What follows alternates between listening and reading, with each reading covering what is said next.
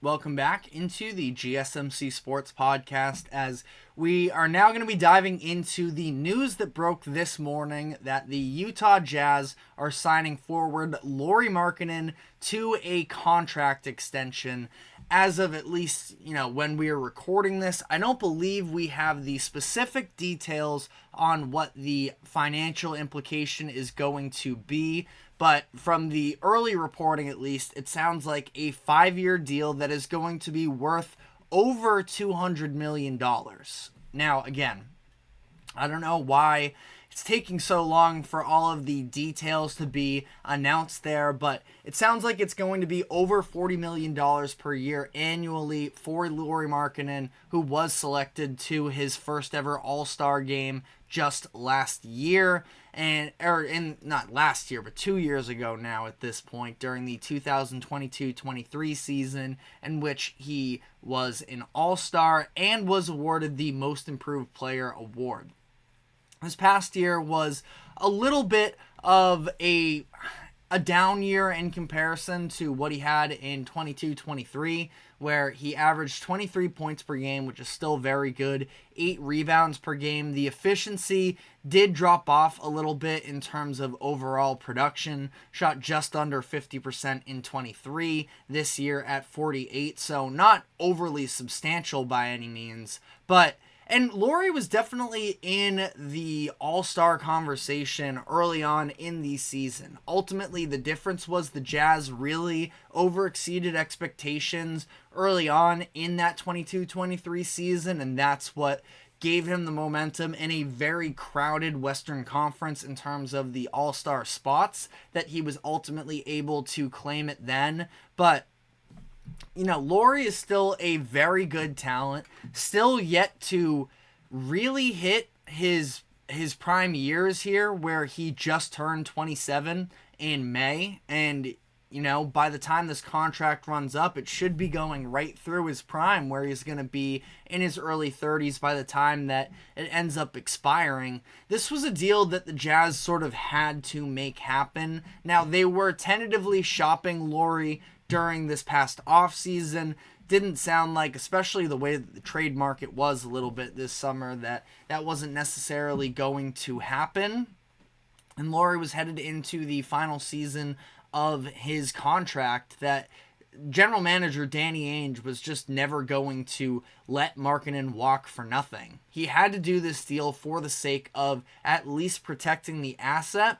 I think that it's at least a little bit similar to the deal that the Cleveland Cavaliers just signed Jarrett Allen to a couple weeks ago, that in terms of actually making sure that this is still a tradable asset by the time that the market is back up a little bit, that there are some guarantees in terms of the years that remain on the deal. So I think that this was, again, a little bit of a no-brainer from the perspective of the Jazz. Does Lauri line up perfectly with what are, at least from the outside, perceived timeline of the Jazz is? No, not necessarily, considering Lauri is supposed to be headed into his prime years of his career, and the Jazz definitely are not a championship contending team at this moment. But I think that this is going to be something that the Jazz are going to roll into this next season, knowing they have Lauri, trying to see if there is anything in particular they can do to build around him to sort of speed up this process a little bit. I look at Danny Ainge, who even before, Lauri at least has been selected to an All-Star game.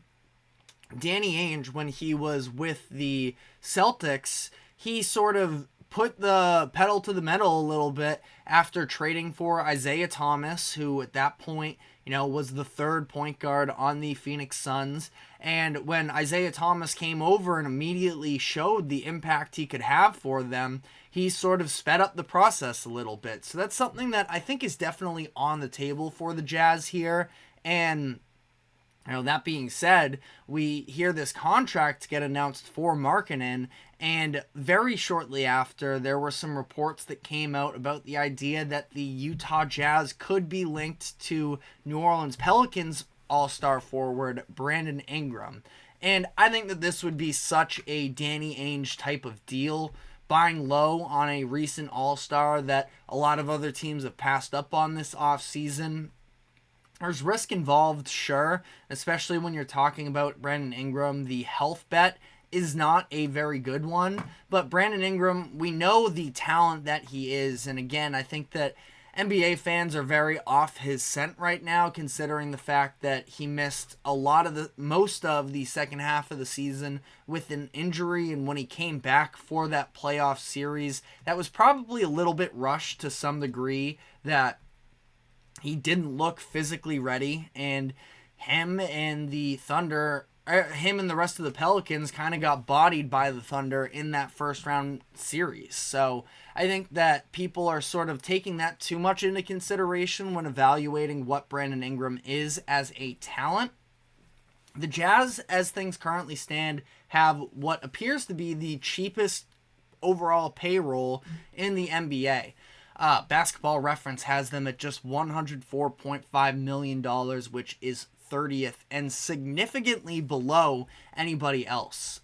They are at 104.5. The next lowest team is the Orlando Magic with $139 million. So the Jazz have money to burn a little bit, and I think that bringing Brandon Ingram onto the books, getting him on a new deal, would be kind of smart from them. Now, again, there is risk involved, especially when you're talking about that health bet.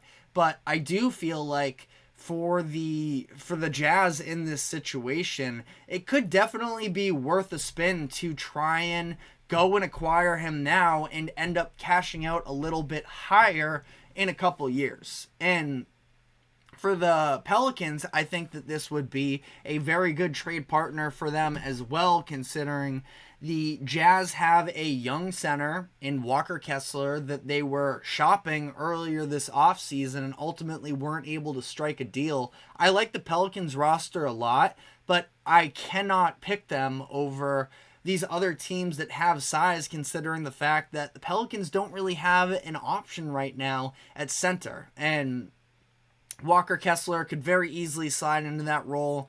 And depending on what the price is, I mean, there's a good chance that the Pelicans could find themselves in, midwinter-ish around the trade deadline and be able to go get a player of the caliber of a Daniel Gafford at the trade deadline. Not exactly sure who that player is at this moment. Nick Claxton sort of comes to mind of somebody that's probably even got a little bit of a higher defensive upside, in my opinion at least.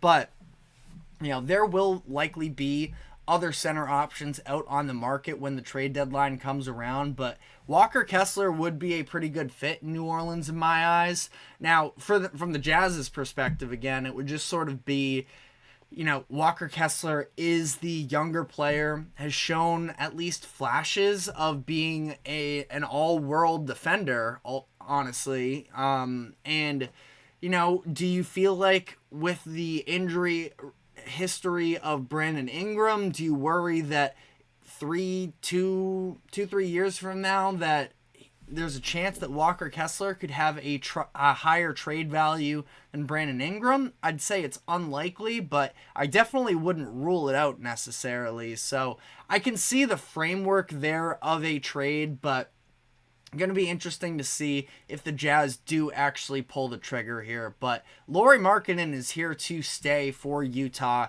This deal does make him untradeable for the 2024-25 season, so we could be revisiting this next offseason, but Lauri is now off the table for any other teams, which specifically impacts the Warriors, who were sort of in the conversation there for a little bit.